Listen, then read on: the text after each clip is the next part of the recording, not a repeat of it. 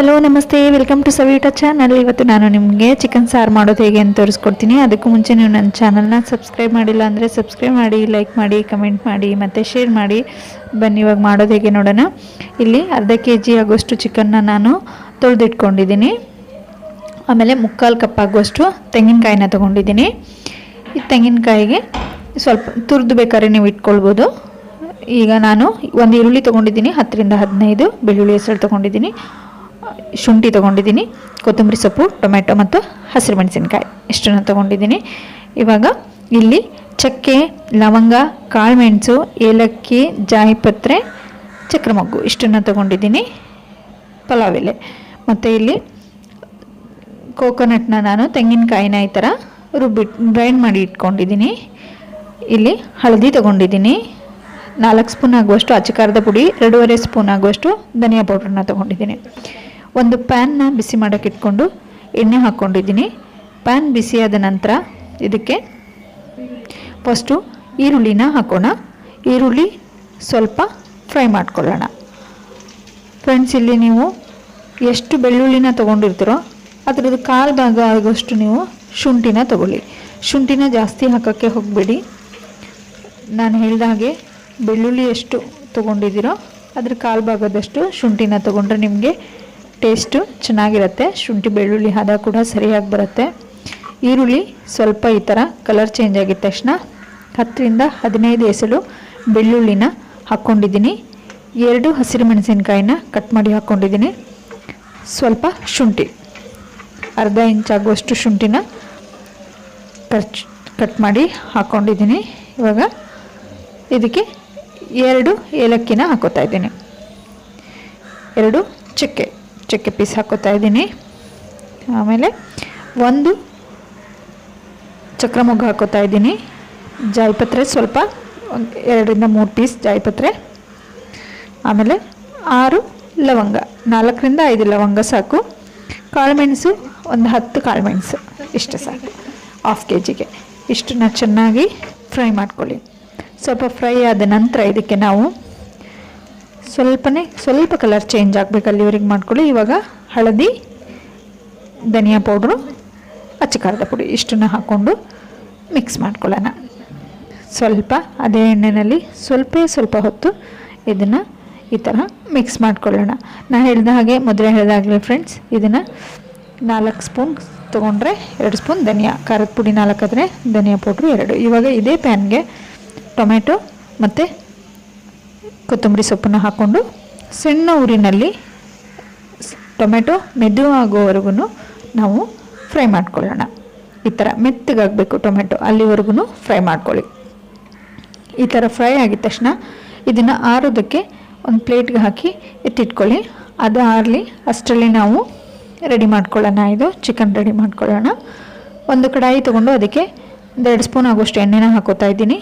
ಎಣ್ಣೆ ಬಿಸಿಯಾದ ನಂತರ ಪಲಾವ್ ಎಲೆ ಹಾಕೋತೀನಿ. ಪಲಾವ್ ಎಲೆ ಹಾಕಿದ ಮೇಲೆ 1 ಈರುಳ್ಳಿನ ತೊಗೊಂಡು ಕಟ್ ಮಾಡಿ ಇದಕ್ಕೆ ಹಾಕ್ಕೊಂಡು ಸ್ವಲ್ಪ ಚೆನ್ನಾಗಿ ಫ್ರೈ ಮಾಡ್ಕೊಳ್ಳೋಣ. ಈ ಥರ ಸ್ವಲ್ಪ ಫ್ರೈ ಆಗಬೇಕು. ಫ್ರೈ ಆದ ನಂತರ ನಾವು ಇದಕ್ಕೆ ತೊಳೆದಿಟ್ಟಿರೋ ಚಿಕನ್ನ ಹಾಕ್ಕೊಂಡು ಇದಕ್ಕೆ ಅರಿಶಿಣ, ಉಪ್ಪು ಎಲ್ಲವನ್ನು ಹಾಕಿ ಚೆನ್ನಾಗಿ ಒಂದ್ಸರಿ ಮಿಕ್ಸ್ ಮಾಡೋಣ. ಫ್ರೆಂಡ್ಸ್, ಇದೇ ನೀರಿನಲ್ಲಿ 3/4 ಭಾಗದಷ್ಟು ಚಿಕನ್ ಬೇಯಬೇಕು. ಬೇಯುತ್ತೆ, ನೀವು ಮುಚ್ಚಿಟ್ರೆ ಅದರಲ್ಲೇ ಆಗುತ್ತೆ. ಈಗ ಹಳದಿ ಹಾಕ್ಕೊಳ್ತಾ ಇದ್ದೀನಿ, ಅರ್ಧ ಸ್ಪೂನ್ ಆಗುವಷ್ಟು ಹಳದಿ, ರುಚಿಗೆ ತಕ್ಕಷ್ಟು ಉಪ್ಪು. ಸ್ವಲ್ಪ ಇವಾಗ ಉಪ್ಪು ಹಾಕ್ಕೊಳ್ಳಿ, ಬೇಕಾದರೆ ಆಮೇಲೆ ಮಸಾಲ ಹಾಕಿದ್ಮೇಲೆ ಟೇಸ್ಟ್ ನೋಡಿ ಹಾಕೋಬೋದು. ಈ ಥರ ಹಾಕಿ ಚೆನ್ನಾಗಿ ಒಂದು ಮಿಕ್ಸ್ ಕೊಡಿ. ಈ ಥರ ಆಗುತ್ತೆ. ಇವಾಗ ಮುಚ್ಚಿಡಿ. ಒಂದು ಸ್ವಲ್ಪ ಹೊತ್ತು ಈ ಥರ ಆಗಲಿ, ಚೆನ್ನಾಗಿ ಬೇಯಬೇಕು. ಈ ಥರ ಎಲ್ಲ ಅದೇ ಎಣ್ಣೆಯಲ್ಲಿ ಚಿಕನ್ನಲ್ಲಿರೋ ನೀರನ್ನು ಬಿಟ್ಕೊಂಡು ಅದರಲ್ಲೇ 3/4 ಭಾಗದಷ್ಟು ಚಿಕನ್ ಬೆಂದರೆ ತುಂಬ ಚೆನ್ನಾಗಿ ಬರುತ್ತೆ. ಯಾವುದೇ ನೀರನ್ನು ಹಾಕೋಕ್ಕೆ ಹೋಗ್ಬಿಡಿ. ನೀವು ಮುಚ್ಚಿಟ್ಟು ಪದೇ ಈ ಥರ ತೆಗೆದು ತಿರ್ಸ್ತಾ ಇದ್ದರೆ ಅದೇ ನೀರಿನಲ್ಲೇ ನಿಮಗೆ ಚಿಕನ್ನು ಬೇಯುತ್ತೆ. ನೋಡಿ, ಈ ಥರ ಮಾಡ್ಕೊಳ್ತಾ ಇರಿ. ಹೀಗೆ ಮಾಡಿಬಿಟ್ಟು ಮತ್ತೆ ಮುಚ್ಚಿಡ್ತಾಯಿರಿ. ಈಗ ಎಣ್ಣೆ ಎಲ್ಲ ಹೊರಗಡೆ ಬರಬೇಕು. ಆವಾಗ ನಿಮಗೆ 3/4 ಭಾಗ ಚಿಕನ್ ಬೆಂದಿದೆ ಅಂತ ನೋಡಿ ಯಾವ ಥರ ಆಗಿದೆ ಅಂತ. ಈ ಥರ ಸ್ವಲ್ಪ ಎಣ್ಣೆ ಎಲ್ಲ ಹೊರಗೆ ಬರಬೇಕು. ಓಕೆ ಫ್ರೆಂಡ್ಸ್, ಈಗ ಅದು ಆಗ್ತಾ ಇರಲಿ ಅಷ್ಟರಲ್ಲಿ ನಾವು ಮಸಾಲಾನ ರುಬ್ಕೊಳ್ಳೋಣ. ಈಗ ಎಲ್ಲ ಮಸಾಲನೂ ಈರುಳ್ಳಿ, ಬೆಳ್ಳುಳ್ಳಿ, ಯಾವ್ದು ಮಸಾಲ ಏನು ತೊಗೊಂಡಿದ್ವಿ ಎಲ್ಲದು, ಮತ್ತು ಆರಿರ್ತಕ್ಕಂಥ ಇದು ಕೊತ್ತಂಬರಿ ಸೊಪ್ಪು ಮತ್ತು ಟೊಮೆಟೊ ಇಷ್ಟನ್ನು ಹಾಕ್ಕೊಂಡು ಸ್ವಲ್ಪ ನೀರು ಹಾಕ್ಕೊಂಡು ನಾವು ಇದನ್ನು ರುಬ್ಕೊಳ್ಳೋಣ. ಈ ಥರ ನುಣ್ಣಗೆ ಈ ಥರ ಪೇಸ್ಟ್ ಆಗಬೇಕು. ನೋಡಿ ಎಷ್ಟು ಸಾಫ್ಟ್ ಬಂದಿದೆ ಅಂತ ಗೊತ್ತಾಗ್ತಿದೆ ನಿಮಗೆ ಸ್ಪೂನಲ್ಲಿ ಹಾಕುವಾಗಲೇ. ಓಕೆ, ಇವಾಗ ಇದಾಗಿದೆ ಫ್ರೆಂಡ್ಸ್. ಇವಾಗ ಎಣ್ಣೆ ಎಲ್ಲ ಬಿಟ್ಕೊಂಡಿದೆ. ಈಗ ಇದಕ್ಕೆ ಮಸಾಲಾನ ಹಾಕೋಣ. ನೀರು ನೀವು ನೋಡಿ ಹಾಕ್ಕೊಳ್ಳಿ, ನಿಮಗೆ ಎಷ್ಟು ನೀರು ಬೇಕೋ ಅಷ್ಟನ್ನು ಹಾಕ್ಕೊಳ್ಳಿ. ಇದನ್ನು ನೀರು ಹಾಕಿದ ನಂತರ 10 ರಿಂದ 15 ನಿಮಿಷ ಮತ್ತೆ ನೀವು ಇದನ್ನು ಬೇಯಿಸ್ಕೊಳ್ಬೇಕಾಗತ್ತೆ. ನೋಡಿ ಈ ಥರ ಹಾಕ್ಕೊಂಡ್ಬಿಟ್ಟು ಎಷ್ಟು ನೀರು ಬೇಕೋ ಅಷ್ಟು ನೀರನ್ನು ನೀವು ಆ್ಯಡ್ ಮಾಡ್ಕೊಳ್ಳಿ. ನಾನು ಇಲ್ಲಿ ಫಸ್ಟ್ ಇಷ್ಟು ನೀರು ಹಾಕ್ಕೊಂಡಿದ್ದೀನಿ. ಇದಕ್ಕೆ ಇನ್ನೂ ಸ್ವಲ್ಪ ನೀರು ಬೇಕಾಗುತ್ತೆ, ಯಾಕಂದರೆ ಅದು 15 ನಿಮಿಷ ಕುದಿಯೋದ್ರಿಂದ ಆಮೇಲೆ ಈ ಹದಕ್ಕೆ ಬರುತ್ತೆ ಇದು ಗಟ್ಟಿಯಾಗಿ. ಅದಕ್ಕೆ ಇನ್ನೊಂದು ಸ್ವಲ್ಪ ನೀರನ್ನು ಹಾಕ್ಕೊಳ್ತಾ ಇದ್ದೀನಿ. ನೋಡಿ ಈ ಥರ ಒಂದು ಸರಿ ಚೆನ್ನಾಗಿ ಮಿಕ್ಸ್ ಮಾಡ್ಕೊಳ್ಳಿ. ಉಪ್ಪು ಬೇಕಿದ್ರೆ ನೀವು ಇವಾಗಲೇ ನೋಡಿ ಹಾಕೋಬೋದು ಬೇಕಾಗಿದ್ದಲ್ಲಿ. ಓಕೆ, ಇವಾಗ ನೀರು ಹಾಕೋಣ. ನೋಡಿ ಹೇಗಿದೆ ಅಂತೇಳಿ. ಇಷ್ಟು ಹದಕ್ಕೆ ಇರಲಿ. ಇವಾಗ ಇದು 10 ರಿಂದ 15 ನಿಮಿಷ ಚೆನ್ನಾಗಿ ಮುಚ್ಚಿಟ್ಟು ಕುದಿಸೋಣ. ಅದು ಕುದ್ದಾದಮೇಲೆ ಒಂದು ಗಟ್ಟಿಯಾದ ಹದಕ್ಕೆ ಬರುತ್ತೆ ಸಾಂಬಾರು. ತೆಳು ಬೇಕಾದರೆ ನೀವು ತೆಳ್ಳಗೆ ಮಾಡ್ಕೋಬೋದು. ನೋಡಿ ಯಾವ ಥರ ಆಗಿದೆ ಅಂಥೇಳಿ ಆಗ್ತಾಯಿದೆ. ಈಗ ಸ್ವಲ್ಪ ಹೀಗೆ ಹಾಕಲಿ. ನೋಡಿ ಫ್ರೆಂಡ್ಸ್ ಆಗಿದೆ. ಈಗ ನಾನು ಇದಕ್ಕೆ ಸ್ವಲ್ಪ ಕಸೂರಿ ಮೇಥಿನ ಹಾಕ್ಕೊಳ್ಳೋಣ.